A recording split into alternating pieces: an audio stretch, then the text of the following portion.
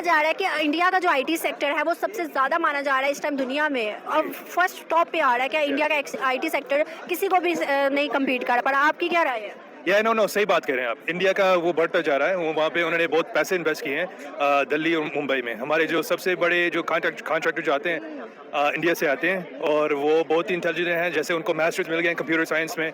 वहाँ अमेरिका में थोड़ी सी कमी है ये मास्टर्स की, सो वो हम एक्सपोर्ट या जैसे आउटसोर्स। एक क्वेश्चन आज करने लगी हूँ कि आपको क्या लगता है किस कंट्री का एजुकेशन सिस्टम ज़्यादा अच्छा है और लिटरेसी रेट ज़्यादा अच्छा जा रहा है, अमेरिका, इंडिया और पाकिस्तान? देखिए, अगर अमेरिका की बात करें तो डेफिनेटली अमेरिका के पास टेक्नोलॉजी भी ज़्यादा है और लिटरेसी रेट भी उनका ऊपर है। और पाकिस्तान और इंडिया की बात करें तो वैसे तो मैं सॉरी माइंड ना करें इंडिया, वैसे मैं बड़ी नफरत करता हूँ इंडिया से कुछ बातों में। लेकिन इंडिया अगर पढ़ाई का लिहाज देखा जाए तो इंडिया की टेक्सटाइल भी पाकिस्तान से ऊपर है, और इंडिया की आईटी की जो फील्ड है वो सबसे ऊपर जा रही आईटी है। में तो वो बहुत ज़्यादा वर्ल्ड में माना जाता है। हाँ, सबसे टॉप क्लास आईटी जो है उनके पास है। तो डेफिनेटली इंडिया और अमेरिका की बेटर है पाकिस्तान की, लेकिन पाकिस्तान आहिस्ता आहिस्ता इंशाल्लाह ऊपर आएगा। कि लिटरेसी रेट अगर देखा जाए तो किसका ज़्यादा है, और अगर बात की जाए एजुकेशन सेक्टर की तो आपको क्या लग रहा है, अमेरिका ज़्यादा अच्छा जा रहा है इस टाइम एजुकेशन में, पाकिस्तान या फिर इंडिया?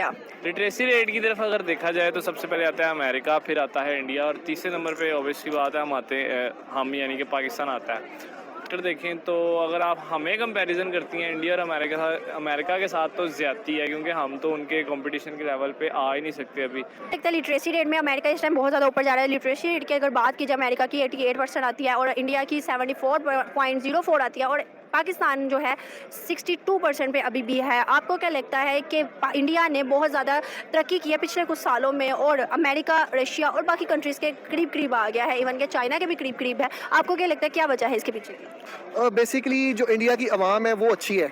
अगर उनके करने वाली है, मेहनती है। अगर उनके सियासतदानों की बात की जाए तो उनमें तो लड़ाइयाँ झगड़े होते रहते हैं, लेकिन आवाम में इत्तेफाक है, बरकत। सीईओ आप देखें अमेरिका में है लेकिन इंडियन है। लेकिन अगर हम बात करते हैं पाकिस्तानी बच्चों की तो अभी तक ऐसा कोई हमें नहीं नज़र आया जिसमें बड़े बड़े सीईओज़ में हमारे पाकिस्तानी बच्चे का नाम आए, या फिर पाकिस्तानी बच्चे जो हैं बाहर जाते हैं अपनी एजुकेशन के लिए और स्टडीज़ के लिए, इवन के जॉब्स के लिए भी। आपको क्या लगता है इस बारे में? सबसे पहली बात तो ये है कि पाकिस्तान में मैं समझता हूँ कि टैलेंट की कदर नहीं है। आपको क्या लगता है कि दोनों जो हैं बहुत ज़्यादा बजट लगा रहे हैं, इवन के इंडिया जो है अमेरिका के करीब करीब ही है, तो आपको क्या लगता है आने वाले सालों में क्या इंडिया अमेरिका के बराबर आ जाएगा?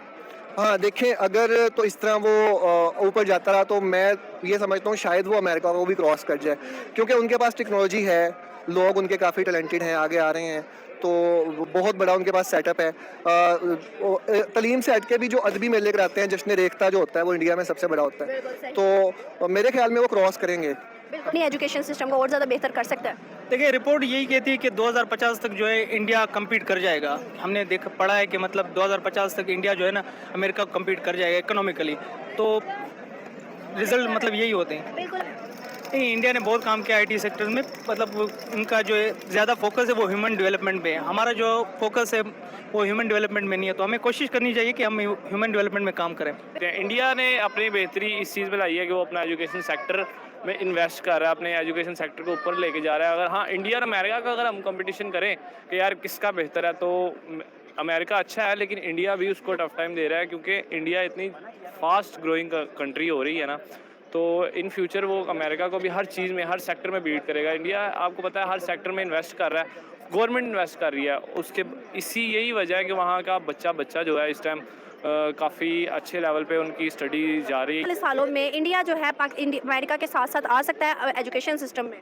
जी मैम, एग्जैक्टली मैं भाई की बात से एग्री भी करूंगा और कंटिन्यू करूंगा कि बिल्कुल ऐसे ही है। उन्होंने बहुत मेहनत की है इस काम में। देखें, अमेरिका फ़िलहाल तो ऊपर है, लेकिन जैसे वो अपने स्पेंड कर रहे हैं उस पर, एजुकेशन पर, सिस्टम पर, आईटी पर देख लें, उनका अगर कोई भी प्लान देख लें किसी भी किस्म का, तो वो बहुत आगे जा रहे हैं। हमारी तौर पे अगर आप चाहते हैं कि आपका मुल्क तरक्की करे तो उसके लिए मैं समझता हूँ सबसे ज़्यादा ज़रूरी है कि अपने एजुकेशन सेक्टर को आप इतना स्ट्रॉन्ग कर लें कि उस पर कोई कॉम्प्रोमाइज़ नहीं होना चाहिए। इसकी सबसे बड़ी मिसाल हमारे पास अमेरिका और इंडिया है, जो कि अपने बजट का, आपने जैसे बताया था, स्टेज है जो वो टोटली अपने एजुकेशन सेक्टर पर लगाते हैं। तो लगती है इतना बजट। हाँ, तो मैं समझता हूँ कि ये एक बहुत ज़रूरी चीज़ है जो कि होनी चाहिए, और तरक्की भी जो है इसी के बाद होती है कि जब आप अपना एजुकेशन सेक्टर को स्ट्रॉन्ग करते हैं। न्यूज़ है, इंडिया ने कहा है कि पाकिस्तान की जो डिग्री है वो वैलिड नहीं मानी जाएगी और ना ही उनको जॉब दी जाएगी इंडिया में पाकिस्तान की अगर डिग्री हुई किसी भी स्टूडेंट को। तो आपको क्या लगता है कि पाकिस्तान की इमेज क्या बनी है जो कि इंडिया ने ऐसी बात भी कर दी? मैं समझता हूँ पाकिस्तान का ना सिर्फ एजुकेशन सेक्टर में बल्कि किसी भी सेक्टर में तरक्की करना इस वक्त इंतहाई मुश्किल है, क्योंकि अभी जो करंटली पाकिस्तान की पॉलिटिकल सिचुएशन चल रही है। सही कह रहे हैं कि मैंने पहले भी आपको यही बोला कि हम